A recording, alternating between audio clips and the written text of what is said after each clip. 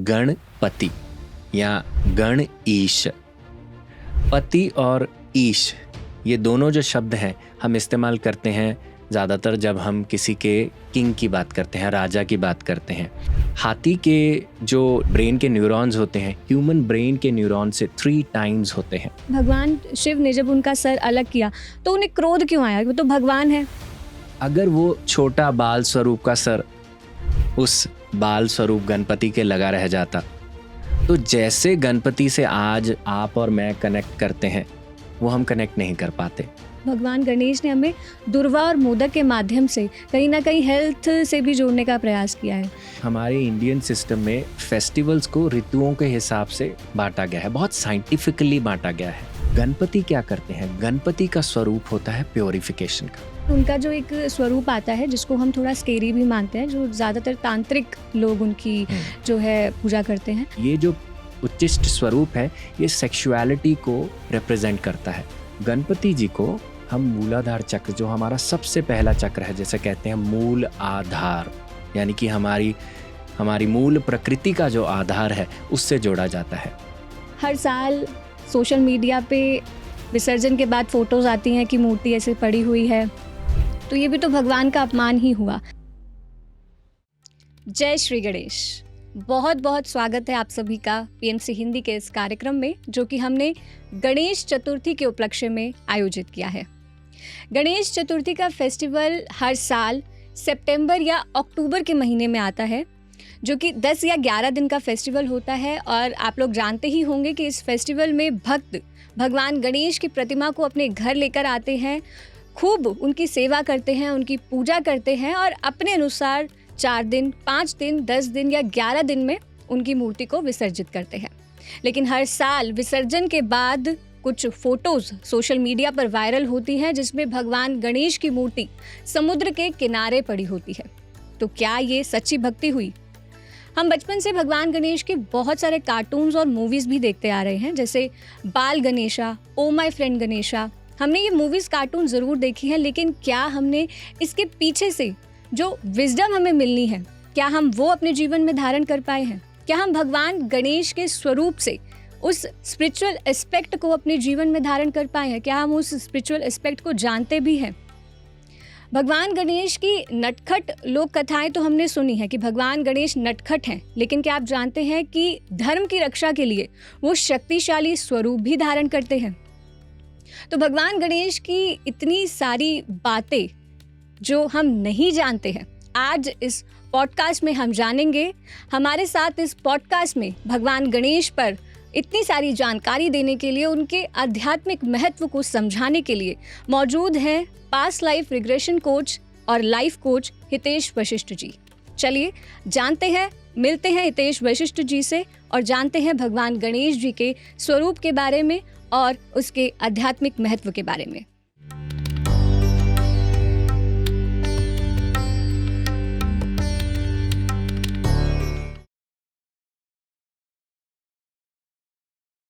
Sir, बहुत बहुत स्वागत है आपका हमारे कार्यक्रम में। गणपति बप्पा मोरया। Thank you Namrata ji. गणपति बप्पा मोरया जी।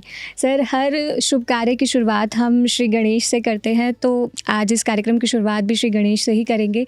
सर, क्यों प्रथम पूजनीय माना जाता है भगवान श्री गणेश को? क्यों सबसे पहले हम भगवान श्री गणेश की ही पूजा करते हैं? जी, तो नम्रता जी, ज़रूर जब हम किसी भी काम की शुरुआत करते हैं गणपति जी से करते हैं। इस चीज़ को समझने के लिए हमें पहले इनके नाम के अर्थ को समझना होगा जी। और फिर मैं आपको दूसरे तरीके से भी क्यों हम इनको सबसे पहले बुलाते हैं, आवाहन करते हैं, इसके बारे में भी बताने का प्रयास करूँगा जी। तो जो नाम है गणपति या गण ईश, पति और ईश ये दोनों जो शब्द हैं हम इस्तेमाल करते हैं ज़्यादातर जब हम किसी के किंग की बात करते हैं, राजा की बात करते हैं या लॉर्ड की बात करते हैं। तो जो लॉर्ड है, अब वो किसका लॉर्ड है? गणों का। सबसे पहले जब हम गणों की बात करते हैं तो हम भूत गणों की बात करते हैं, जो भगवान शिव की सेना में, उनके परिवार में रहते हैं, जहाँ पे बहुत सारे पिशाच भी हैं, असुर भी हैं, नागाज भी हैं, चंडाल भी हैं, बहुत सारे ऐसे उनके परिवार में बहुत सारे ऐसे गण हैं जिनको हम भूत कहते हैं, भूत पिशाच हैं, तो इन सब के राजा को हम गणपति कहते हैं। दूसरा, भूत गण हम खुद को भी कहते हैं, क्योंकि मनुष्य भूतगण क्यों है? क्योंकि हम अपनी बुद्धि में निम्न हैं। हम जानते तो हैं अंदर कि हम उस परम सत्ता की संतान हैं, पर उसको अनुभव में अभी तक अपने जीवन में पूरी तरह से लेकर नहीं आए हैं। इसीलिए ये भूतगण हमारे लिए भी इस्तेमाल किया जाता है। और तीसरा, भूत गण हम किसके लिए इस्तेमाल करते हैं? भूत हम पंच महाभूतों को भी कहते हैं जी। वो पंच महाभूत जिनसे इस सृष्टि की रचना हुई है। तो गणपति वो हैं जो भूतों के गण हैं, जो जो आर्मी है भगवान की, उनके जो राजा हैं जी। दूसरा, जो एनलाइटनमेंट के, जो आत्मबोध के किंग हैं। तीसरा, जो इस क्रिएशन के जो पंच महाभूत हैं उनके किंग हैं। तो इसीलिए गणेश को हम सबसे पहले आवाहन करते हैं। और अगर हम गणपति को देखते हैं, गणपति का जो सर होता है हाथी का है जी। तो इनकी प्रवृत्ति भी हाथी की तरह है। जैसे हम जंगल में हाथी की अगर बात करें, झाड़ियों में से अगर हाथी निकल जाता है तो वहाँ रास्ता बन जाता है जी। तो बाकी सब जानवरों के लिए उस रास्ते को पकड़कर कहीं जाना आसान हो जाता है। तो इसीलिए इनको इनिशिएटर एनर्जी कहा जाता है कि किसी काम को सबसे पहले जो करता है वो हाथी की प्रवृत्ति रखता है, और वो कौन है? गणपति। इसीलिए हर काम को करने से पहले, आसान से आसान, मुश्किल से मुश्किल, हम सबसे पहले इनका आवाहन करते हैं, और इसीलिए इनको गणेश भी कहते हैं जी। तीसरा, जैसे हर काम को करने से पहले हम संकल्प भी लेते हैं। जैसे आपने देखा होगा जब घर में यज्ञ हवन होते हैं या हम कोई भी अच्छा काम करते हैं, हम एक अच्छा संकल्प लेते हैं कि इस संकल्प के माध्यम से मैं यहाँ तक पहुँचना चाहता हूँ। तो गणपति संकल्प शक्ति को भी बताते हैं, क्योंकि इनकी जो प्योरिटी है, जितना हमारा प्योर संकल्प होगा उतना हमारा चलने का रास्ता भी प्योर होगा, और हम अपने जिस गोल पर पहुंचना चाहते हैं हम वहाँ पर बाखूबी पहुंच जाएंगे। जी सर, पहली बार ही मीनिंग पता चले हैं इतने डीप में।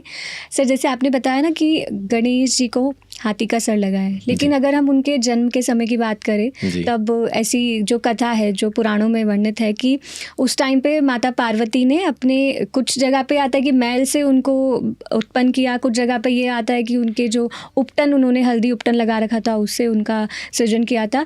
लेकिन सर उस टाइम पे जो उनका मुख था, वो जैसे हम ह्यूमन फॉर्म देखते हैं जैसे, या फिर हम भगवान शिव, भगवान विष्णु को मानते हैं कि जैसे जो उनका स्वरूप है वैसे ही भगवान गणेश का उस टाइम पे स्वरूप था। लेकिन सर बाद में उनका जो है वो हाथी का, जो भगवान शिव ने उनका वध किया, फिर उसके बाद हाथी का मुख लगा उनके सर पे। तो सर ऐसा कहते हैं कि जो भी लीलाएं भगवान करते हैं, हर कथा के माध्यम से वो हमें कुछ ना कुछ समझाना चाहते हैं। तो सर ये उन्होंने ऐसा क्यों करा? और एक क्वेश्चन सर यहाँ पे ये भी आया कि भगवान शिव ने जब उनका सर अलग किया तो उन्हें क्रोध क्यों आया? वो तो भगवान है, हम मनुष्य है, हमें क्रोध आ सकता है, लेकिन भगवान को क्रोध क्यों आया? जी, तो हमें बाहर से देखने को लग सकता है कि भगवान शिव को क्रोध आया और उन्होंने उनका सिर काट दिया, पर अगर वो छोटा बाल स्वरूप का सर उस बाल स्वरूप गणपति के लगा रह जाता, तो जैसे गणपति से आज और आप और मैं कनेक्ट करते हैं वो हम कनेक्ट नहीं कर पाते। क्योंकि आज मैं गणपति की बात करूं, सबसे पहले मेरे आंखों के सामने क्या आता है? उनका हाथी का चेहरा। जी, हाथी का चेहरा ही इतना विशाल है कि आप उसको देखकर अनदेखा नहीं कर सकते। तो ठीक उसी प्रकार से गणपति की ऊर्जा यही है, जो हमने देख ली तो हम उसे इग्नोर नहीं कर सकते। हर व्यक्ति अपने जीवन में सुख समृद्धि चाहता है, ज्ञान वर्धन चाहता है, एक समझ चाहता है, और ये हर कोई चाहता है, इसको इग्नोर नहीं कोई कर सकता। मैं कहूँ कि इसको चाहिए, इसको नहीं चाहिए, ऐसा नहीं हो सकता। हर व्यक्ति बुद्धि चाहता है, भले ही वो अपनी बुद्धि से कोई भी काम करे। इसी तरह से गणपति उस बुद्धि के दाता हैं। सर क्या बताता है? बुद्धि का स्वरूप है। हम हाथी का सिर ही क्यों लगा, है ना? जैसे एक कहानी में इस हिसाब से भी बताया गया है, क्योंकि भगवान शिव पशुपति हैं, तो जब सर कट गया तो उन्होंने सब पशुओं से रिक्वेस्ट की कि मुझे एक सर चाहिए। तो सब थोड़ा थोड़ा स्टेप बैक हो गए, शेर भी पीछे हट गया और बाकी सब जानवर भी पीछे हट गए, पर हाथी स्टेप फॉरवर्ड हुआ और उसने कहा कि मैं अपना सर देने के लिए तैयार हूँ, और इसीलिए हाथी का सर लगाया गया। पर साइंटिफिकली भी अगर हम इस चीज़ को जानने का प्रयास करें, हाथी के जो न्यूरॉन्स होते हैं, ब्रेन के न्यूरॉन्स होते हैं, ह्यूमन ब्रेन के न्यूरॉन से 3 टाइम्स होते हैं। यानी कि उसकी जो बुद्धि होती है वो हमसे 3 गुना होती है। इसीलिए गणपति को उस हाथी के सर को दिया गया और उन्हीं को ही बुद्धि का देवता माना जाता है कि अगर किसी को बुद्धि बढ़ानी हो, हम बच्चों को भी कहते हैं कि अगर आपको बुद्धि बढ़ानी है तो गणपति भगवान का आवाहन करना चाहिए, सक्सेसफुल होना है तो भी बिल्कुल बिल्कुल उनका आवाहन करना इसीलिए कि हम ये पर्पस को छोड़ सकते हैं, है ना। तो अगर हम उस बाल्य स्वरूप के सर के साथ ही जुड़ जाते तो मेरे को लगता है कि ये जो कॉन्शियसनेस गणपति भगवान के साथ जो आज लगी हुई है वो हमें देखने को नहीं मिलती जी। तो यानी कि इस लीला के पीछे भी यही डिवाइन पर्पस है जी। तो सर थोड़ा सा और स्वरूप के बारे में जानना चाहेंगे। जैसे बात कर रहे हैं कि हाथी के स्वरूप की बात हो रही है, मुख की बात हो रही है, तो सर ये कान, सूंड, और भगवान गणेश की स्वरूप की बात करें तो उनका जो बेली फैट है तो मोटे हम देखते हैं उनके स्वरूप को। तो ये सारी चीज़ों से हमें वो क्या सिखाना चाहते हैं? जी, आई थिंक गणपति जी के बारे में बात करते हुए मुझे एक बहुत इंटरेस्टिंग किस्सा याद आ रहा है। ये 2 हाथियों का किस्सा है, शर्ली एंड जेनी।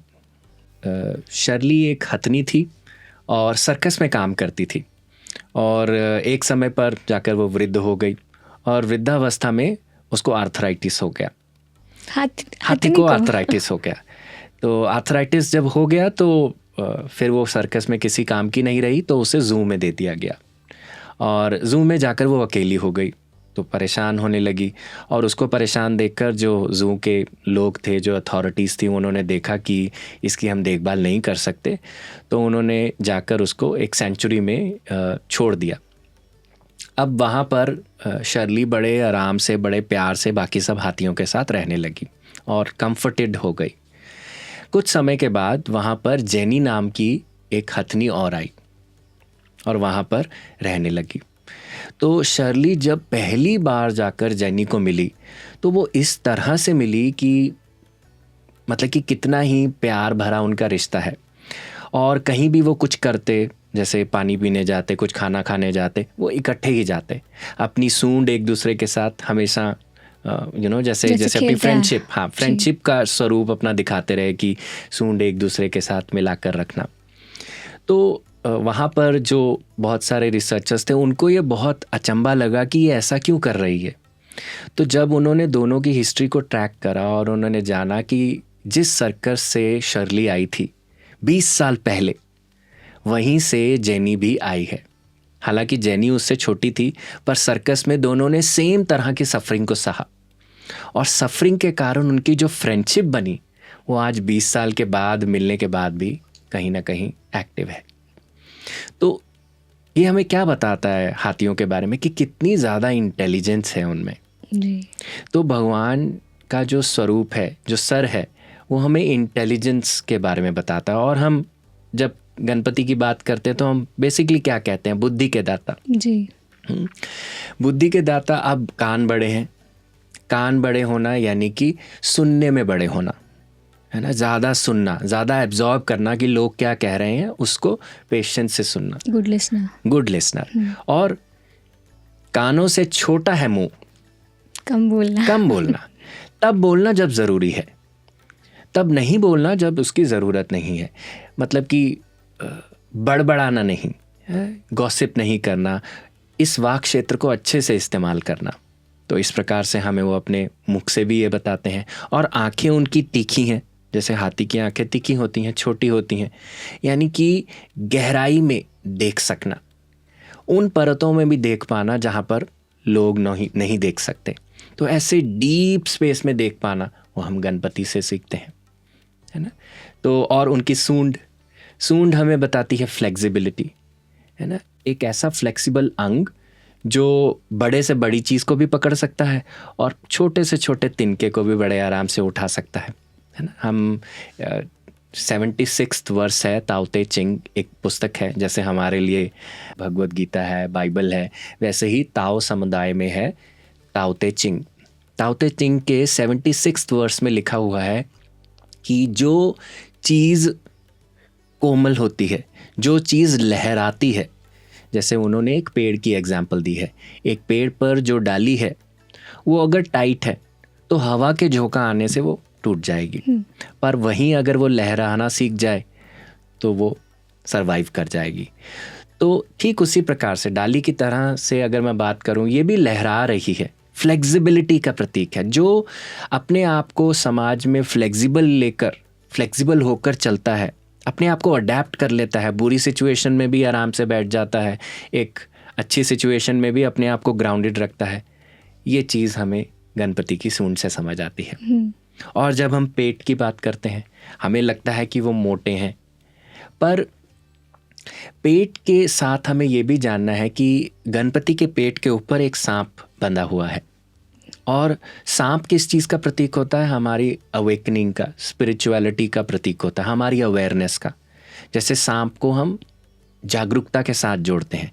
आप सांप के पीछे अगर हाथ भी घुमाएंगे, सांप फटाफट उस तरफ आपको घूम के देख सकता है। तो इतनी अवेयरनेस है सांप में। हम भगवान शिव के भी सांप देखते हैं, यहाँ पर भी देखते हैं, और उनकी चोटी पर भी देखते हैं सांप को। तो ये बताता है कि स्पिरिचुअलिटी को, अवेयरनेस आप कहाँ से इस्तेमाल करते हो। जैसे भगवान शिव अपने सहस्रार से इस्तेमाल करते हैं और अपने विशुद्धि से इस्तेमाल करते हैं, और भगवान गणेश क्या करते हैं, वो अपने अवेयरनेस को अपने पेट से इस्तेमाल करते हैं, क्योंकि पेट पर वो बंधा हुआ है। इसका मतलब क्या है कि उनके जो गट इंस्टिंक्ट्स हैं, जैसे हम कहते हैं ना, हम किसी चीज़ पे इंट्यूशन लगाते हैं, तो किसी के पेट में से आवाज़ आकर उनको वो बताती है। किसी को उनके बेसिक हाई लेवल से इंट्यूशन मिलती है, उनको कहाँ से मिलती है? अपने गट से। उनका गट बताता है, तो इसीलिए उनके गट के ऊपर वो सांप बंधा हुआ है। और पेट बड़ा होने का मतलब है कि बड़ी एबिलिटी होना किसी भी चीज़ को पचाने की, भले बहुत बड़ी कोई कठिनाई हो। इसीलिए हम उनको विघ्नहर्ता कहते हैं कि कठिनाइयों से वो हमें पार ले जाते हैं। और किसी भी सीक्रेट को दबाने की भी क्षमता रखना, कि अगर किसी की कोई चीज़ सीक्रेट है, कोई उसका ऐसा पक्ष है जो वो किसी के साथ शेयर नहीं करना चाहता, तो किसी चीज़ को दबाकर रखने का भी हमें उनसे कहीं ना कहीं जो सीख मिलती है। जी, बहुत सारी सीख मिलती है। यहाँ सिर्फ गणेश जी नहीं, आपने जैसे बताया कि भगवान शिव का जो सर्प है वो गले में है और उनके ऊपर है, यानी कि उनको विशुद्धि चक्र पे भी, मतलब कब कहाँ अवेयरनेस लानी है, उस हिसाब से उन्होंने बिल्कुल दर्शाया है। और गणपति के 4 भुजाएं भी हैं, है ना। हम देखते हैं कि उन्होंने 4 भुजाओं में, एक तो आशीर्वाद मुद्रा है, और दूसरे में एक मोदक पकड़ा हुआ है, तीसरे में एक वेपन है जिसको हम अंकुश कहते हैं, और चौथे में रस्सी पकड़ी हुई है। तो ये भी हमें कुछ ना कुछ बताने का प्रयास करते हैं, क्योंकि जब आप गणपति के पास जाते हो तो गणपति आपको आशीर्वाद देते हैं। जी, हम उनसे अपने लिए क्या क्या मांगते हैं, मुझे ये दे दीजिए, मुझे गाड़ी दे दीजिए, मुझे बंगला दे दीजिए। तो आशीर्वाद के रूप में जो भी आप मटेरियल गेन्स अपने लिए चाहते हैं या किसी भी और प्रकार का गेन चाहते हैं, वो आपको आशीर्वाद के रूप में देते हैं। दूसरा मोदक प्रतीक है आपके अच्छे कर्मों का रिवॉर्ड, है ना, एक स्वीट के रूप में वो आपको देते हैं। और तीसरा है अंकुश। अंकुश क्या होता है? अंकुश एक तरह का हम कह सकते हैं टूल होता है, जिससे हाथियों को नेविगेट किया जाता है। जैसे हाथी को नेविगेट करना आसान नहीं है, तो जो उसके ऊपर महत बैठता है वो कैसे करता है? अंकुश उनके कानों में डालकर उनको बताता है कि किस तरफ मुड़ो, कि इस तरफ मुड़ना है, इस तरफ मुड़ना है। तो हमारे कानों के बीच में क्या है? हमारा माइंड। तो हमारे माइंड के ऊपर अंकुश लगाने का काम भी भगवान करते हैं, कि हमें माइंड को किस डायरेक्शन में लेकर जाना है। अगर हम गलत जगह पर जाते हैं तो हमें वो गलत जगह से बचाकर सही जगह पर डालने का भी काम करते हैं। और चौथा है रस्सी।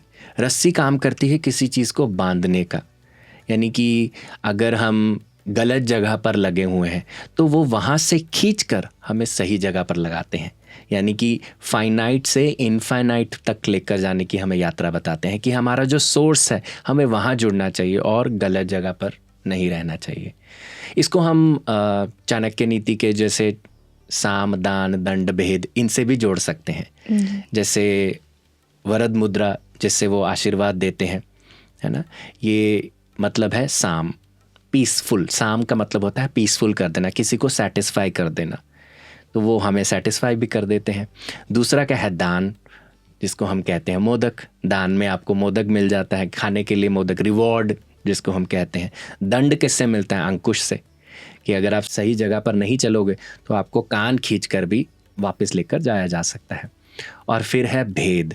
भेद किससे? कि अगर हमें किसी चीज़ से मुक्ति पानी हो तो हमें बांध कर उस चीज़ से अलग भी कर देना। तो साम, दान, दंड, भेद भी हमें इन चारों भुजाओं से मिलता है। सर, ये तो आपने स्वरूप बताया उनका, उनकी भुजाओं के बारे में बताया, पेट के बारे में बताया, मतलब बहुत कुछ सीखने को मिलता है। लेकिन ऐसा भी नहीं है कि अब जो मोटे व्यक्ति हैं वो इस चीज़ को इग्नोर करें, क्योंकि मोदक की अगर हम बात करें तो ऐसा सुना है कि मोदक भी बहुत हेल्दी होता है हमारे लिए। तो सर वो कैसे होता है कि मतलब भगवान गणेश ने हमें दुर्वा और मोदक के माध्यम से कहीं ना कहीं हेल्थ से भी जोड़ने का प्रयास किया है? जी, तो देखिए, जैसे गणेश चतुर्थी है, गणेश चतुर्थी में हमें मोदक मिलते हैं। और मैं ये बताना चाहूँगा कि हमारे इंडियन सिस्टम में फेस्टिवल्स को ऋतुओं के हिसाब से बांटा गया है, बहुत साइंटिफिकली बांटा गया है। हमें लगता हो कि हम नवरात्रों को एक समय पर मनाते हैं, पर उसका एक मीनिंग है। वैसे ही गणपति जब हम इस ऋतु में मनाते हैं, हम बेसिकली वो किस ऋतु में आते हैं? वर्षा ऋतु में आते हैं। वर्षा जब होती है तब हम गणपति बैठाते हैं और उनकी पूजा करते हैं। तो वर्षा ऋतु में बेसिकली होता क्या है? जब बहुत ज़्यादा धरती पर पानी आता है तो मलेरिया फैलता है, कीड़े मकोड़े निकलते हैं। आप देखते होंगे बहुत सारा वायरल फैलता है, कंजक्टिवाइटिस आता है लोगों को, है ना। बहुत सारी छोटी छोटी चीज़ें, बुखार, ताप लोगों को हमें मिलने लगता है।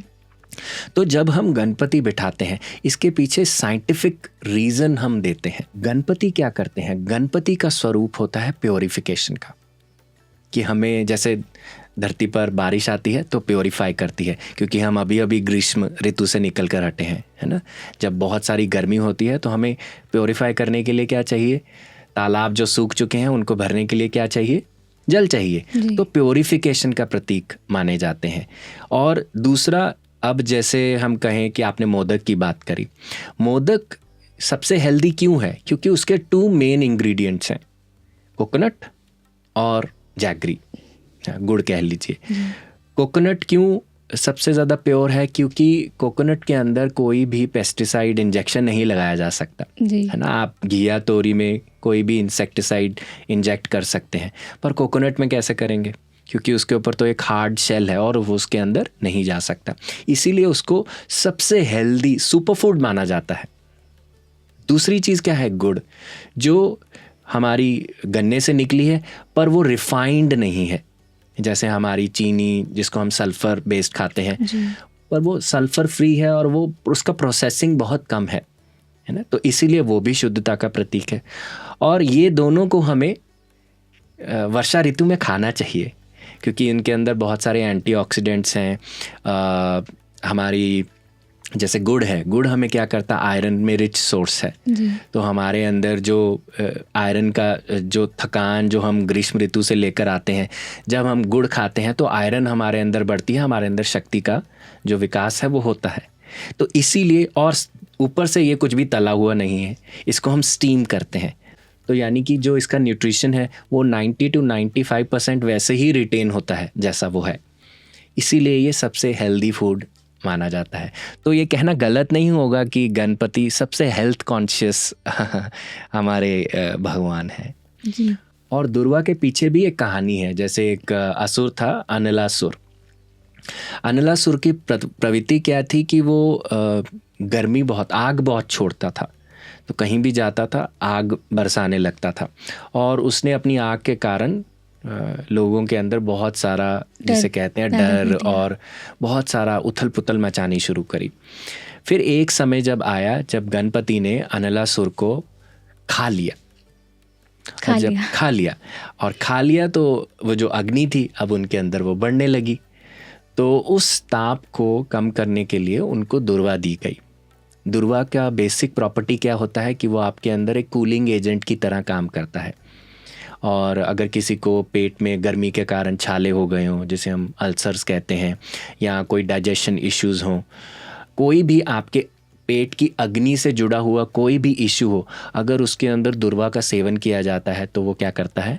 हमारे जो अंदर की अग्नि है उसको बैलेंस करता है। तो इसीलिए भगवान गणपति को दुर्वा भी चढ़ाई जाती है। इसका पीछे अगर आप एक अंडरस्टैंडिंग भी समझें, क्योंकि बहुत सारी कहानियाँ जो गणपति की आती हैं वो हमारे शिव पुराण से आती हैं, गणेश पुराण से आती है, ये दोनों पुराणों से बहुत चीज़ें आती हैं। पर अग्नि जो अनलासुर है वो अग्नि का स्वरूप है। वो किस चीज़ का स्वरूप है? जब लू चलती है, जब गर्मी बहुत ज़्यादा होती है और इतनी गर्मी हो जाती है कि हमसे सहन नहीं होती, शरीर पर जैसे हमारे घमौरियाँ होने लगती है, तो उस समय में हम कूलिंग एजेंट नेक्स्ट कौन आते हैं? हमारे गणपति। जैसे गर्मी से इमीडिएटली बात क्या आता है? हमारी बारिश आती है। तो बारिशों में क्या होता है? हम कहते हैं ना कि अगर किसी के घमौरिया हो तो अगर वो बारिश के पानी में नहाता है तो उसकी घमौरिया ठीक हो जाती है। तो ये भी साइंटिफिकली इस कहानी से जुड़ा हुआ है, अनलासुर और गणपति। मतलब कि अध्यात्म हमारा जो है सारा विज्ञान से संबंधित ही है। जो लोग लॉजिकली रीजन ढूंढते हैं उनको सब कुछ अध्यात्म में ही मिल सकता है। जी, देखिए इन कहानियों को you have to learn to read between the lines. इनको अगर आप बाहर से देखेंगे आपको लगेगा ये कहानी है ना, ये ऐसे क्यों हुआ, भगवान ऐसे क्यों कर सकते हैं।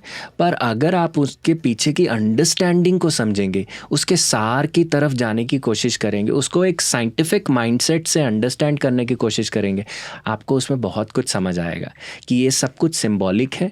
और सिंबॉलोजी से हमें बहुत कुछ हमारे खुद के जीवन के बारे में, हमारे खुद के स्वास्थ्य के बारे में, हमारे खुद की चेतना के बारे में बहुत कुछ समझाने का प्रयास किया जा रहा है। ये बेसिकली हम लोग भी माया में ही रहते हैं, तो भगवान ने भी कैरेक्टर्स प्ले करके हमें समझाने का प्रयास किया कि जब हमारी लाइफ में ये सारी प्रॉब्लम्स आएंगी तो हमें कैसे उन्हें फेस करना है। बिल्कुल बिल्कुल जी। तो सर जैसे हम भगवानों के स्वरूप को देखते हैं तो सभी भगवान के साथ कोई ना कोई उनका वाहन जो है वो किसी जानवर के रूप में, जैसे कि माता पार्वती की अगर बात करें तो उनके पास शेर है, और भगवान शिव की बात करें तो उनके पास नंदी बैल हैं। तो ऐसी भगवान जो गणेश है उनके पास चूहा है। तो सर चूहा क्यों चुना? जैसे अगर हम भगवान गणेश के स्वरूप को देखें तो वो इतने बड़े और चूहा इतना छोटा सा, तो क्यों उन्होंने चूहे को ही क्यों चुना? यहाँ वो हमें क्या समझा रहे हैं? तो देखिए पुराणों में इसके लिए भी गणपति के वाहन के बारे में भी एक कहानी बताई जाती है। जैसे एक दानव थे जिनका नाम था गजमुखासुर। गजमुखासुर ने अपने पराक्रम से, जिसे कह लीजिए कि बहुत सारा उत्पात मचाया, देवताओं को तंग किया, मानव जाति को तंग किया, और फिर अंत में उसका सामना हुआ गणपति से। तो गणपति से बचते बचाते उसने मूषक का रूप लिया और इधर उधर भागने लगा, पर कहाँ बचने वाला था, तो गणपति ने उनको पकड़ लिया। और जब पकड़ा तो गणपति से वो अपने जीवन दान की भीख मांगने लगा कि मुझे छोड़ दीजिए, मुझे समझ आ गया आप जो मुझे कहना चाहते हो, मैं आगे से किसी को तंग नहीं करूँगा। फिर गणपति ने उनको कहा कि तुम्हें अब मेरा वाहन बनने का मैं मौका देता हूँ कि तुम मेरे साथ रहो। हम कहते हैं ना कि अगर कोई व्यक्ति हमें तंग कर रहा है, अगर हम उसे अपना दोस्त बनाएंगे, उसको समझने का प्रयास करेंगे, तो वो हमारे अहित में नहीं हमारे हित में काम करेगा। ठीक उसी प्रकार से गणपति ने उसको, असुर को अपना वाहन बनाया, जिसको हम मूषक के रूप में जानते हैं। और मूषक प्रतीक है हमारी ईगो का, क्योंकि वो असुर था, हमारी डिज़ायर्स का। हमारी डिज़ायर्स भी एक मूषक की तरह एक जगह से दूसरी जगह जाती है। हमारी ईगो यहाँ पर क्या बताने का प्रयास करते हैं कि ईगो छोटी होनी चाहिए, इसीलिए वो वाहन छोटा है कि छोटी ईगो। और जब ईगो छोटी होती है और आत्मा को नमन करती है, जैसे हम उनको देखते हैं ना, मूषक भगवान के कदमों में बैठा हुआ और उसके हाथ में भी एक मोदक पकड़ा हुआ है। तो जब आप आत्मा को नमन करते हैं, उस परम सत्ता के नमन करते हैं, उसके नीचे रहते हैं, तो क्या होता है, आपकी इच्छाएं भी पूर्ण होती हैं। ईगो कम, आपकी इच्छाएं पूर्ण होंगी। इसीलिए हम कहते हैं ना, हम कुछ भी गणपति से मांग सकते, मुझे बच्चा चाहिए, मुझे घर चाहिए, मुझे ये चाहिए, कुछ भी, तो आपकी सब इच्छाएं भी पूर्ण होगी, पर ईगो छोटी रखिए।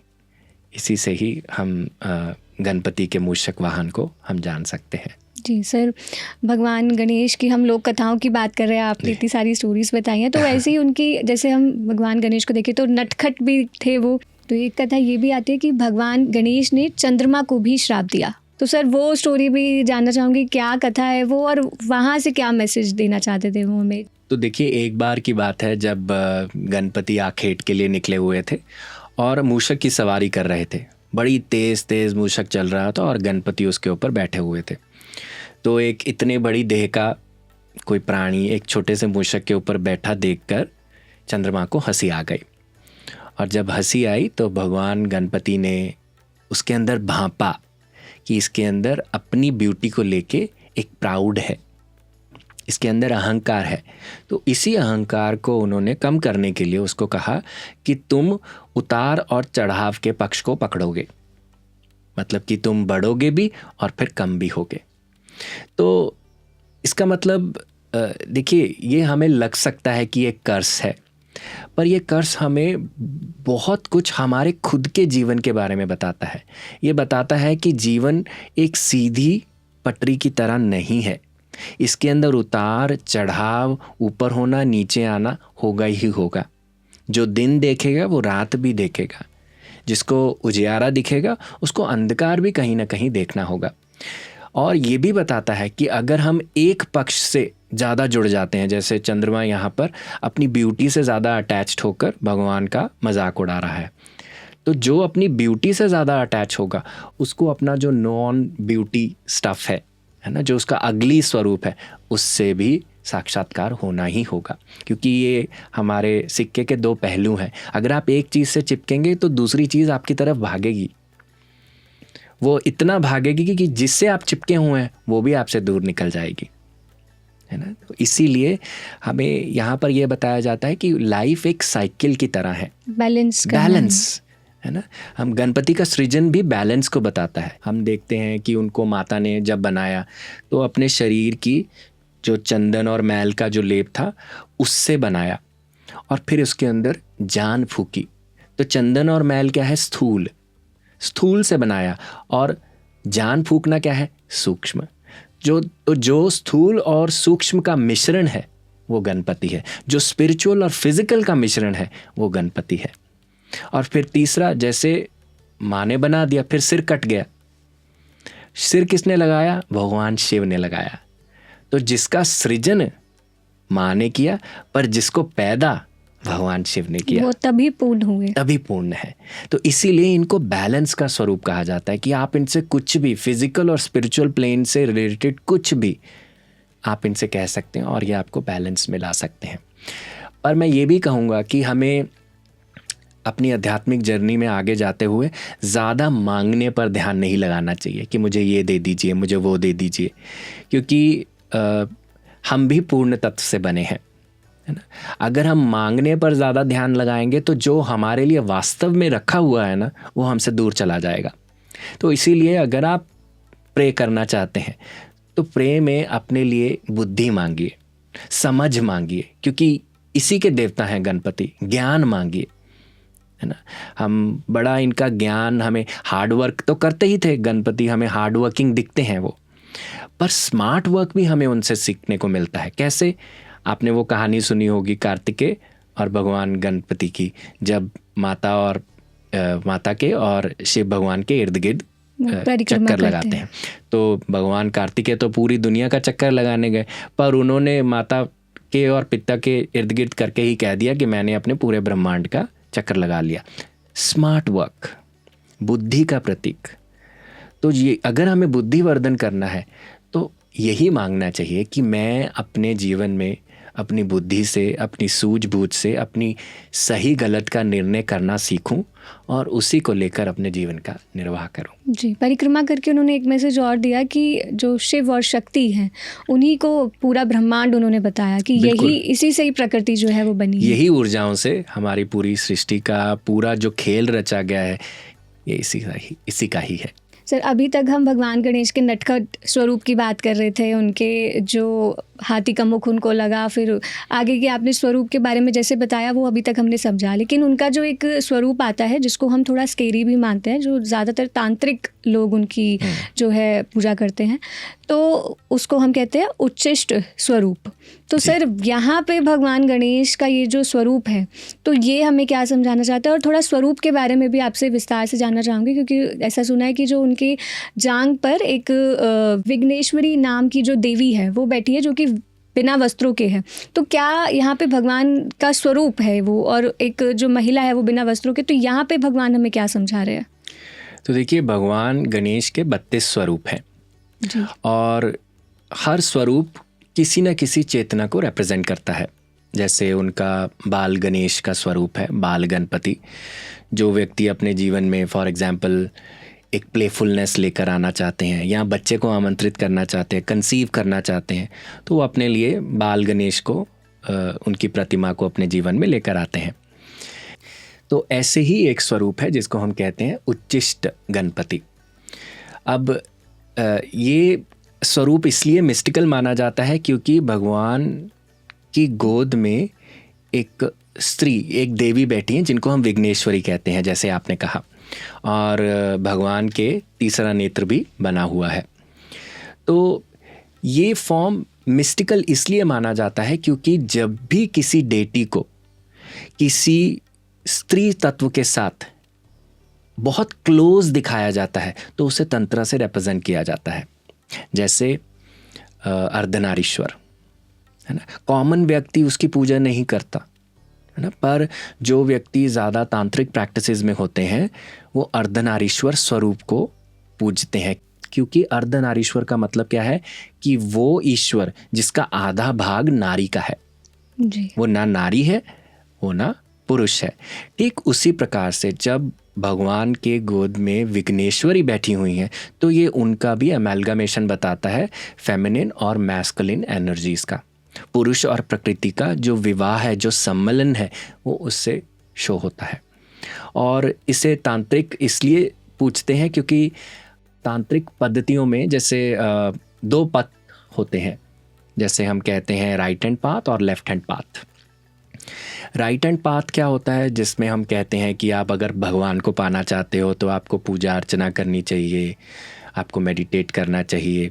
मेडिटेशन तो हम दोनों जगह पर करते हैं, पर जैसे हम पूजा अर्चना भक्ति पर जोर देते हैं। पर इसके विपरीत जो पाथ होता है जिसको हम कहते हैं left hand path, left hand path हम इसे वामाचार्य पाथ कहते हैं, वामाचार्य पथ। इसमें क्या होता है कि आपको हम तंत्र इस्तेमाल करते हैं भगवान को अपने तरफ लाने के लिए, भगवान को प्रसन्न करने के लिए हम तंत्र का इस्तेमाल करते हैं। और तंत्र में मैस्कुलिन फेमिनिन एनर्जीज़ को दोनों को ही इक्वल इम्पॉर्टेंस दी जाती है ना। तो जैसे राइट हैंड पाथ में क्या होता है, हमें सिखाया जाता है कि अपनी डिज़ायर्स को छोड़ो जी। है ना। अगर आपके अंदर गंदे विचार आ रहे हैं, आपके अंदर सेक्सुअलिटी को रिलेटेड विचार आ रहे हैं, तो आप उनको ड्रॉप करो। कईयों के लिए वो पथ काम करता है पर कईयों के लिए वो पथ काम नहीं करता जी। इसीलिए हम उस पथ में जूझते रहते हैं। पर लेफ्ट हैंड पाथ में क्या होता है, यहाँ पे हमें बताया जाता है कि कोई भी चीज़ को आपको रिजेक्ट नहीं करना। इसीलिए यहाँ पर सेक्सुअलिटी, ये जो उच्चिष्ट स्वरूप है, ये सेक्सुअलिटी को रिप्रेजेंट करता है कि आप सेक्सुअलिटी को इतना ज़्यादा एक्सपीरियंस करते हो कि एक समय पर जाकर आप खुद ही उससे ऊपर उठ जाते हो कि आपको अब इसमें कोई भी भाने को कोई चीज़ नहीं मिलती। जैसे अगर हम नॉर्मल मनुष्य को या नॉर्मल किसी व्यक्ति को देखें तो एक चीज़ यूज़ कर करके लोग बोर हो जाते हैं। जी जी। तो इसीलिए अगर हमें सेक्सुअल डिज़ायर से ऊपर उठना होता है तो तांत्रिक क्या करते हैं, उच्चिष्ट स्वरूप की पूजा अर्चना करते हैं। सर, एनर्जीज़ की बात कर रहे हैं यहाँ पे, मस्कुलिन फेमिनाइन की, तो भगवान गणेश को अगर हम एनर्जी से जोड़ते हैं तो कहते हैं कि उनका जो संबंध है वो मूलाधार चक्र से है। तो सर, चक्र क्या होते हैं, कैसे भगवान गणेश का मूलाधार चक्र से संबंध है, तो आप ये थोड़ा बताएं। जी, तो देखिए, चक्र बेसिकली हमारे शरीर के अंदर एनर्जी सेंटर्स होते हैं। जैसे एक बिजली का खंभा होता है और उस बिजली के खंभे से पूरे मोहल्ले में बिजली का वितरण होता है। ठीक उसी प्रकार से हमारे अंदर भी बहुत सारे बिजली के खंभे हैं जहाँ से ऊर्जा का वितरण हमारे पूरे शरीर में होता है। गणपति जी को हम मूलाधार चक्र, जो हमारा सबसे पहला चक्र है, जैसे कहते हैं मूल आधार, यानी कि हमारी मूल प्रकृति का जो आधार है उससे जोड़ा जाता है। और ऐसा क्यों किया जाता है, अगर हम इनकी कहानी से समझें, जैसे कि I will take you back to the story कि जब माँ ने इनको बनाया, इनका सृजन किया, तो माँ ने इनको क्या कहा, माँ ने कहा कि तुम जाके मेरे द्वार के बाहर खड़े हो जाओ और किसी को भी अंदर मत आने देना क्योंकि मैं स्नान कर रही हूँ। तो जो भगवान को बताया, भगवान ने वैसा ही किया। वहाँ पे एक गेट कीपर की तरह खड़े हुए और जो कोई भी अंदर आने का प्रयास करा उनको रोका। के बीच क्या हुआ, भगवान शिव का आना हुआ। तो भगवान शिव को क्योंकि गणपति जानते नहीं थे और वो अपनी माँ को ही जानते थे, तो उन्होंने माँ भगवान को भी रोका। फिर भगवान ने अपने बहुत सारे गणों को भेजा, सारे गण लड़ाई करके उनसे हार गए और अंत में भगवान शिव ने आकर उनका गला काट दिया। तो यहाँ पर 3 मेन कैरेक्टर्स हैं, शिव भगवान, गणेश जी और माता शक्ति। तो भगवान गणेश क्या है, मूलाधार का स्वरूप है।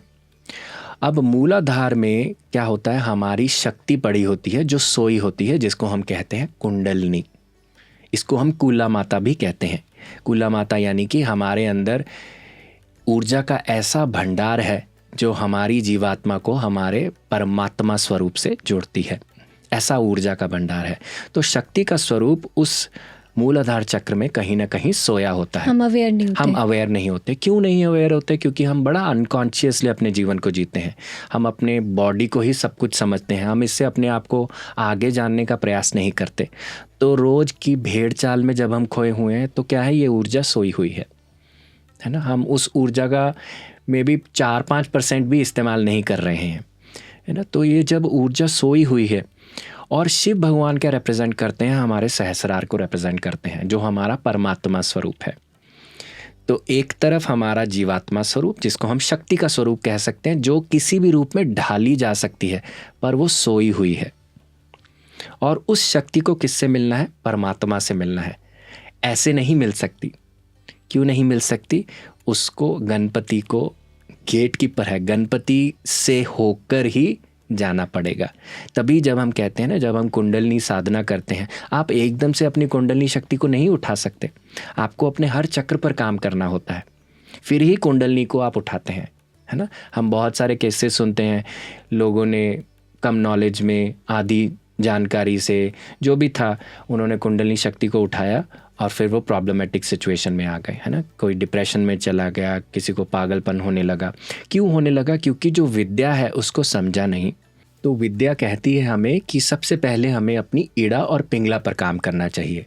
ईड़ा पिंगला पर काम यानी कि हमारे अंदर जो सर्दी और गर्मी का बैलेंस है। उसके बाद हम अपने चक्रों पे काम करते हैं, और चक्रों में सबसे पहले क्या आता है? मूलाधार चक्र, क्योंकि वो हमारी फाउंडेशन है। और जब आप इस पे काम करते हैं, फिर सुषुम्ना के माध्यम से आपकी कुंडलनी ऊपर चढ़ती है। तो अगर आप गणपति का परमिशन, जो मूलाधार चक्र का परमिशन नहीं लेते, तो जो शक्ति कुंडलनी स्वरूप में आपके अंदर बैठी हुई है, वो अपने परमात्मा शिव तत्व से नहीं मिल सकती। इसीलिए हम गणपति को गेट कीपर भी कहते हैं कि सबसे पहले इनकी क्यों पूजा? क्योंकि गेट कीपर हैं। आपने देखा होगा, लोग अपने घर के बाहर गणपति की प्रतिमा रखते हैं, गेट कीपर। हम मंदिरों में जाते हैं, सबसे पहले गणपति की प्रतिमा जी। इसीलिए क्योंकि किसी भी चीज़ को अगर आपको शक्ति का आपको प्रवाह करना है, तो आपको मूलाधार चक्र चाहिए, और वो गणपति का स्वरूप है जी। सर, स्वरूप की बात हो रही है तो भगवान गणेश की एक दंत है, तो यहाँ भी एक लोक कथा जुड़ी है, तो उसके बारे में भी बताइए। जी, तो देखिए, एक बार की बात आप सब जानते हैं कि वेद व्यास ने महाभारत की रचना करी। तो भगवान वेद व्यास जब महाभारत की रचना करना चाहते थे, तो उनको ये था कि जो इन्फॉर्मेशन है उनके पास इतनी तेज़ आएगी। हम भी सोचते हैं ना, कभी कभी हम, इतनी इन्फॉर्मेशन होती है, उसको शब्दों में निकालना मुश्किल होता है, क्योंकि जिस गति से, जिस प्रवाह से वो मेरे अंदर आएगा, शायद मैं उस प्रवाह से लिख ना पाऊँ जी। तो उनकी भी यही दुविधा थी। तो इस दुविधा का हल करने के लिए उन्होंने गणपति जी का आवाहन किया, और गणपति जी जो उन्होंने बोला, जो वेद व्यास जी ने बोला होगा, उसको लिखने के लिए तैयार हो जाते हैं। पर एक शर्त होती है कि वेद व्यास जी रुकेंगे नहीं, बोलते रहेंगे। जहाँ रुक जाएंगे वहाँ पे गणपति जी की जो कलम भी है वो भी रुक जाएगी। और इसके विपरीत फिर वेद व्यास जी ने भी एक अपनी कंडीशन रखी। वो ये रखी कि गणपति जी कुछ भी लिखेंगे तो सब कुछ समझ कर लिखेंगे, ऐसे ही नहीं लिख देंगे। तो गणपति जी बुद्धि के देवता हैं, तो वो तो कर पाए, सब कुछ आसानी से समझकर उसको लिख पाए।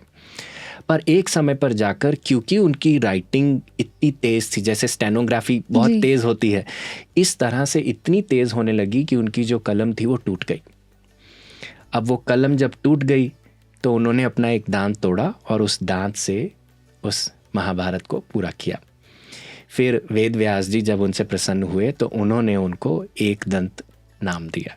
इसीलिए हम एक दंत को भी पूछते हैं। एक दंत हम उनके लिए कहते हैं कि अगर आप कोई चीज़ शुरू करते हो और आप उसे ख़त्म करना चाहते हो तो हमें एक दंत कॉन्शियसनेस से जुड़ना चाहिए, क्योंकि भगवान ने जो शुरू किया उसको अंत तक निभाया, उसको ख़त्म किया, उसको बीच में नहीं छोड़ा।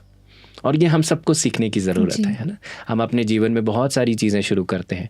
आज खुशी खुशी में मेरा फ्रेंड जिम जा रहा है, चलो मैं भी जिम शुरू कर लेता हूँ, पर 2 महीने के बाद मेरा जिम छूट के कहीं और जाता है और मैं वहीं का वहीं, है ना। कुछ हम शुरू करते हैं उसको सिरे तक नहीं लेकर जाते। तो अगर हम गणपति जी के ऊपर मेडिटेट करते हैं, उनके इस स्वरूप के ऊपर प्रतिबद्धता जिसको हम कहते हैं कमिटमेंट, हम उनसे बहुत अच्छे से सीख सकते हैं। जी, हम गिव अप कर देते हैं। सर, भगवान गणेश का एक नाम है योगाधीप, जिसमें उसका मतलब है द लॉर्ड ऑफ मेडिटेशन जी। तो यहाँ पे भी वो यही मतलब हमें सिखा रहे हैं कि हमें जो है ध्यान करना चाहिए, अपने जीवन में ध्यान को अपनाना चाहिए। तो सर यहाँ पे मैं थोड़ा सा चाहूँगी कि आप आनापानसती ध्यान के बारे में भी हमारे दर्शकों को बताएं, क्योंकि बहुत सारे दर्शक होंगे जो नए जुड़े होंगे, कार्यक्रम को पहली बार देख रहे होंगे। तो आनापानसती ध्यान क्या है, कैसे करना चाहिए, थोड़ा सा मैं चाहूँगी उस बारे में बताएं। जी, तो देखिए गणपति जी का ये जो स्वरूप है जिसको हम योग गणपति कहते हैं, ये मेडिटेटिव स्वरूप है जिसमें वो एक योगासन में है, जहाँ पर उनकी जो टांगे हैं एक स्ट्रैप से एक तरह से बंधी हुई हैं। एक ऐसा पोस्चर है और वो एक ध्यान अवस्था में दिखाए जाते हैं। तो क्योंकि गणपति बुद्धि के स्वरूप हैं, अब बुद्धि अपना विकास कैसे कर सकती है जब वो आत्मा के निकट जाती है, क्योंकि बुद्धि सबसे ऊपर है। सबसे नीचे क्या है? हमारी इंद्रियां। उससे ऊपर इंद्रियों को पकड़कर कौन रखता है? हमारा मन। मन के ऊपर क्या है? बुद्धि। और बुद्धि के ऊपर क्या है? आत्मा। तो बुद्धि को अगर कुछ सीखना है तो वो मन से और इंद्रियों से नहीं सीख सकती। उसको किससे सीखना होगा? जो उससे बड़ा है, वो है आत्मा। तो ध्यान क्या करता है? हमें अपने उस स्वरूप से जुड़ने का हमें एक मौका देता है जो हमारा सारी कंडीशनिंग से ऊपर है, जो हमारी हर तरह की सोच से ऊपर है, जो परम सत्य है, जो था, जो है, जो रहेगा, उससे जुड़ने के लिए हमें वो प्रेरित करता है। और आनापानसती के माध्यम से हम क्या करते हैं? हम अपनी सांसों के माध्यम से उस आत्म तत्व से जुड़ते हैं। जैसे हम कुछ नहीं करते हैं, बड़ी सिंपल प्रोसेस है आनापानसती। जैसे आना का मतलब है सांसों का अंदर आना, अपाना का मतलब है सांसों का बाहर जाना, सती का मतलब है इन दोनों के साथ एक हो जाना। तो जब हम अपनी आती जाती सांस के साथ एक हो जाते हैं, तब हम ऑटोमेटिकली अपने उस परम तत्व से जुड़ने लगते हैं। क्या होता है? हमारी पहले सांस प्राकृतिक सांसें, और ज़्यादा कोई कुंभक नहीं करना, कोई प्राणायाम नहीं करना, नॉर्मल सांसों को जब हम यहाँ से देखते हैं तब पहले वो हमारी नाभि तक चलती हैं। तेज़ हैं तो तेज़, छोटी हैं तो छोटी, जैसी भी हैं। धीरे धीरे जब हम उनको देखते रहते हैं तो वो छोटी होने लगती है, सटल स्वरूप में जाने लगती है, और सटल स्वरूप में जाकर फिर वो यहाँ पर स्थित हो जाती है। इस अवस्था में क्या होता है? हम एक साक्षी भाव में हो जाते हैं। कोई भी चीज़ हमें तंग नहीं करती, है ना। बीच में जब हम सांसों पे जाते हैं हमें बहुत सारे विचार आएंगे, दिन के सारे काम हमें तब याद आएंगे। पर उन विचारों से अगर हम सोच लें कि हमें बात नहीं करनी, उनसे उलझना नहीं है, उनका कोई विरोध नहीं करना है, तो क्या होगा? हम सांसों के माध्यम से धीरे धीरे उस आत्म तत्व से जुड़ जाएंगे और मन के पार पहुंच जाएंगे। तो इसी को हम आनापानसती कहते हैं। जी, और सर ये PSSM और PMC हिंदी अभी MYDK यानी कि महायोग ध्यान कुंभ का आयोजन कर रहा है ऋषिकेश में 16 से 20 अक्टूबर तक। तो सर मैं चाहूँगी आप दर्शकों को थोड़ा सा इसके बारे में भी बताएं कि क्यों वो महायोग ध्यान कुंभ में आए, क्या क्या लाभ उन्हें वहाँ पे प्राप्त होगा। जी, तो देखिए जैसे कि नाम ही बताता है कुंभ, है ना। हम कुंभ की जब बात करते हैं तो हम एक बहुत बड़ी स्पिरिचुअल फेस्टिविटी की बात करते हैं कि जहाँ पर जैसे हम कुंभ में देखते हैं कि दूर दूर से ऋषि मुनि जो कभी निकले नहीं होते हैं, कुंभ के समय में वो निकलते हैं और वहाँ पर आकर अपना अखाड़ा लगाते हैं। ठीक उसी प्रकार से महायोग ध्यान कुंभ ध्यान का कुंभ है, जहाँ पर बहुत सारे जो ध्यानी हैं वो इकट्ठे होकर आते हैं और एक फेस्टिवल को इकट्ठे सेलिब्रेट करते हैं। है ना, एक कुंभ, एक जो यज्ञ हो रहा है उसमें ध्यान के माध्यम से अपनी आहुतियाँ देते हैं। और ये इंटेंस मेडिटेशन का हमारा फेस्टिवल होता है जहाँ पर हम 3-3 घंटे 2-2 घंटे बार बार हम मेडिटेशन को प्रैक्टिस करते हैं ताकि हम उस ऊर्जा के स्रोत से अपने अंदर ऊर्जा उतारें और इसी ऊर्जा से अपने जीवन का अच्छे से निर्वाह कर पाएँ। भले ही वो फिज़िकल हम अपने लिए अच्छे स्तर पर कुछ फिज़िकली चाहते हों, कोई मेंटल स्तर पर हम अपने लिए शांति चाहते हों, अपने इमोशंस को थोड़ा स्टेबल करना चाहते हो या स्पिरिचुअल कनेक्शन पाना चाहते हो, हर तरह का जो हम काम है हम ध्यान के माध्यम से कर सकते हैं और इसी को हम करते हैं। और बहुत सारी इंटरेस्टिंग चीज़ें होती हैं, जैसे केवल ध्यान नहीं, बहुत सारी वर्कशॉप्स होती हैं। वर्कशॉप्स के माध्यम से हम बहुत इंटरेस्टिंग चीज़ें खुद के बारे में, अपनी साइकोलॉजी के बारे में, अपनी स्पिरिट के बारे में समझते हैं। और बहुत रंगारंग कार्यक्रम जैसे कल्चरल प्रोग्राम्स होते हैं।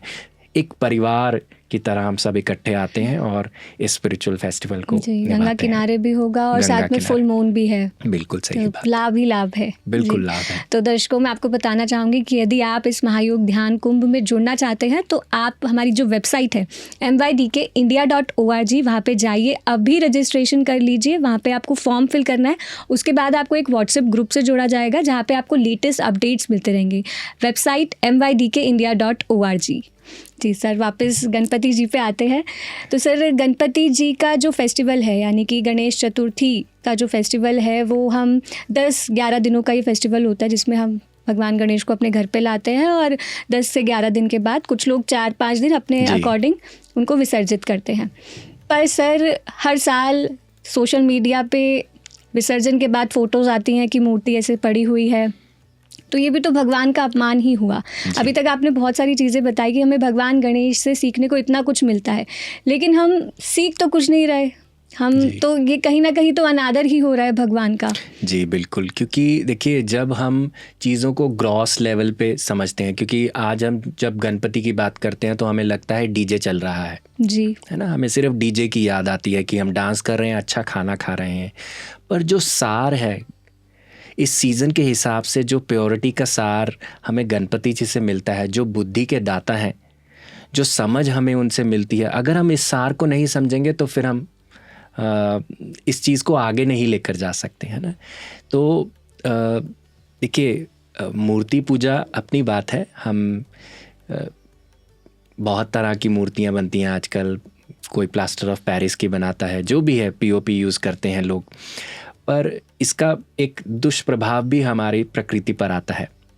और क्योंकि भगवान नेचर से सब कुछ चीज़ें इस्तेमाल करते हैं, जैसे मोदक एक नेचर का प्रतीक है, कोकोनट, जैगरी, ध्रुवा, जैसे आपने शुरुआत में कहा था कि पंचभूतों के राजा है, वो पंचभूतों के राजा है। तो इसीलिए पंचभूतों का आदर करना भी हमारा एक रिस्पॉन्सिबिलिटी है कि हम इसको ढंग से इस्तेमाल करें। कोई ज़रूरी नहीं है कि मेरी मूर्ति मेरे पड़ोसी से बड़ी हो। अगर आप मूर्ति लाना चाहते हैं तो एक इको फ्रेंडली मूर्ति, जिसे हम हल्दी चंदन से बनाते हैं या बेसिक क्ले से, ऐसी प्रॉपर्टीज से बनाते हैं, इसलिए बनाई जाती हैं क्योंकि जब हम इनको विसर्जित करते हैं ये हमारे प्रकृति को दूषित नहीं करती हैं। क्ले में भी एक ऐसी प्रॉपर्टी होती है कि वो जो सारा डर्ट होता है अपनी तरफ चिपका लेता है और पानी को साफ़ कर देता है। ये हमारे एंशिएंट सिविलाइजेशन में यही वाटर प्योरीफायर था, कोई और वाटर प्योरीफायर नहीं था, क्योंकि जल नदियों से कैसे पानी पीते थे कि वो चिकनी मिट्टी सारा गंद अपनी तरफ खींच लेती थी और पानी ऊपर साफ़ रहता था। तो अगर हम ऐसे इको फ्रेंडली गणपति इस्तेमाल करें तो अच्छा रहेगा। और मूर्ति पूजा से अगर हम ऊपर उठें, क्योंकि गणपति के सार को समझें, उन पर मेडिटेट करें, उनसे इंटेलेक्ट मांगे। उनके लिए देखिए, उनके परिवार में उनकी जो पत्नियां हैं रिद्धि और सिद्धि, उनके जो बच्चे हैं शुभ लाभ, उनके जो ग्रैंड चिल्ड्रन हैं उनका नाम है अमोद प्रमोद। तो रिद्धि सिद्धि यानी कि रिद्धि का मतलब होता है प्रॉस्पेरिटी, समृद्धि, ऑपुलेंस है, और सिद्धि मास्टरी। तो जब आप उनको लेते हैं अपने लिए ये मांगिए ना, अपने लिए इनर ऑपुलेंस मांगिए, अपने अंदर समृद्धि मांगिए कि मैं समृद्ध बनूं, स्पिरिट ऑफ अबंडेंस मांगिए कि मैं जिस काम में अपना हाथ डालूं उसको बाखूबी निभा पाऊं, और सेल्फ मास्टरी मांगिए, ये रिद्धि सिद्धि करती हैं। और शुभ लाभ, जब आप ये मांगते हैं तो शुभता तो आती है। लाभ यानी कि हर तरह का प्रॉफिट भी आता है। और अमोद प्रमोद यानी कि हैप्पीनेस, सफलता, प्रसन्नता, ये सारी चीज़ें साथ में आती हैं जब आप इनकी एसेंस को समझकर इनके ऊपर मेडिटेट करते हैं और उसे अपने जीवन में उतारते हैं। जी, तो मतलब सर यहाँ पे आपने जैसे बताया कि हमें इको फ्रेंडली मूर्तियाँ यूज़ करनी चाहिए, ध्यान हमें ध्यान पर लगाना चाहिए। जी, तो सर अभी जैसे देखा जाए तो लोग ले आते हैं और अपने ही प्राइवेट पूल में उसको विसर्जित करते हैं, बट एट द एंड पानी तो वो सी में ही जा रहा है, और कहीं ना कहीं वो सी में जा रहा है तो वो हमारी जो मरीन लाइफ है उसको ख़त्म कर रहा है। जो हम सॉल्ट खा रहे हैं, जो पेंट में जो लेड होता है, वो भी हम उसका सेवन कर रहे हैं, तो कहीं ना कहीं हम अपने आप को ही नुकसान पहुंचा रहे हैं। तो ये अवेयरनेस लाना बहुत ज़रूरी है कि हम सोशल मीडिया पर दिखावे ना करें। जैसे आपने बोला कि मेरे गणेश जी उनके गणेश जी से बड़े होने चाहिए। लोग सुंदरता देखते हैं, जो कलर होता है, जो ऑयल होता है उस पर, उसकी वजह से जो हमारी मछलियाँ होती हैं, जब लेयर उसकी ऑयल की पानी में आ जाती है तो वो ऑक्सीजन नहीं ले पाती, तो कितना नुकसान हम पहुँचा रहे हैं। और फिर कहीं ना कहीं प्रकृति जो है किसी न किसी रूप में फिर हमें दिखाती है अपना वो विराट स्वरूप जो है, तो हम कहीं ना कहीं नुकसान पहुंचा रहे हैं अपनी प्रकृति को। तो हमें ध्यान करना चाहिए, भगवान गणेश की उस कॉन्शियसनेस से जुड़ना चाहिए।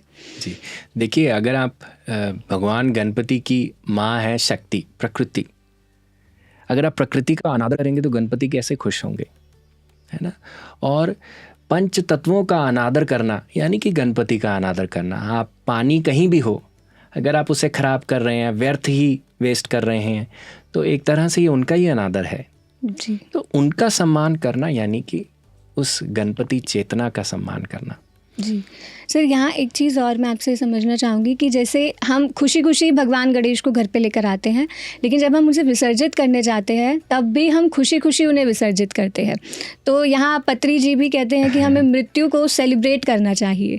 तो भगवान गणेश भी क्या यही हमें समझा रहे हैं कि हमें उनको जो है खुशी खुशी विदा करना चाहिए, यानी हमें मृत्यु को सेलिब्रेट करना चाहिए? जी, तो देखिए, हर चीज़ का फेज़ है, लाइफ एंड डेथ, है ना, बर्थ एंड डेथ, ये फेजेज़ हैं, है ना। जो चीज़ आती है उसको जाना भी होता है।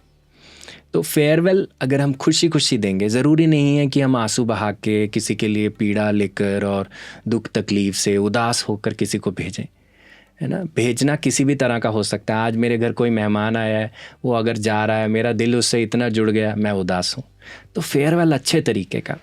और सबसे बड़ा फेयरवेल क्या होता है? मृत्यु, है ना। तो मृत्यु एक सेलिब्रेशन, जैसे जन्म हमारे लिए एक सेलिब्रेशन है, वैसे मृत्यु भी हमारे लिए एक सेलिब्रेशन हो सकता है। सो फेयरवेल इज़ अ सेलिब्रेशन, किसी भी प्रकार का फेयरवेल हो। और जैसे कि किससे बनते हैं वो? हमारे मिट्टी से, जल से, उनको इकट्ठा करके पंच तत्वों से बनते हैं वो, और उनको पंच तत्वों में ही वापस से लीन कर दिया जाता है। तो ये भी एक साइकिल को कंप्लीट करता है कि हमारा लाइफ का साइकिल क्या चलता है, सोर्स से शुरू होकर उसको अंत में उस सोर्स पर ही जाना है। जी सर, इतनी सारी इन्फॉर्मेशन आपने आज दी है जो शायद मुझे लगता है कि मुझे भी नहीं पता थी, और हमारे दर्शकों को भी इतनी डीपली तो नहीं पता होगी कि भगवान गणेश के स्वरूप के पीछे इतनी सारी स्पिरिचुअल एस्पेक्ट्स जो हैं वो छिपे हुए थे। और साथ ही हम अवेयर हो जाएं, अब हमें जितना नुकसान प्रकृति को पहुंचा लिया उसके लिए फॉरगिवनेस, हम माफ़ी मांगे भगवान से भी, और साथ ही साथ अब अवेयर हो जाए कि आगे से हम ये ना करें। और दूसरा, भगवान गणेश की कॉन्शियसनेस से हम जुड़ जाए, ध्यान को अपनाएं। ध्यान के माध्यम से ही, जैसे कहते हैं कि भगवान गणेश की पूजा से हमें सफलता मिलती है, तो जब हम ध्यान करेंगे तभी हमें वो सफलता मिल पाएगी। जी तो सर, आप कार्यक्रम में आए और इतनी सारी आपने इन्फॉर्मेशन हमारे साथ शेयर करी, उसके लिए बहुत बहुत धन्यवाद सर। जय श्री गणेश। Thank you. जय श्री गणेश जी। इस पॉडकास्ट में हमने कितनी सारी बातें जानी, हमने भगवान गणेश के स्वरूप को कितनी डीपली समझा, उनकी लंबी सूंड, लंबे कान, उनकी आँखों से, उनके पेट से क्या क्या चीज़ हम सीख सकते हैं, ये सारी चीज़ें आज हितेश वशिष्ठ सर ने इस पॉडकास्ट में हमें बताई। इसके साथ ही जो हमारी शक्तियाँ, जो हमारी एनर्जी, जो ऊर्जा हमारे मूलाधार चक्र में सोई हुई है, कैसे हम उसको जागृत कर सकते हैं, ये भी उन्होंने बताया। कैसे हम भगवान गणेश के कॉन्शियसनेस से जुड़ सकते हैं, ये भी इस पॉडकास्ट में हमने जाना। तो आप भी अपने जीवन में ध्यान करें, भगवान गणेश की कॉन्शियसनेस से जुड़े। हम यही कामना करते हैं कि भगवान गणेश आप सभी पर अपनी कृपा सदैव बनाए रहे। आप सभी को पीएमसी हिंदी चैनल की ओर से गणेश चतुर्थी की हार्दिक शुभकामनाएं।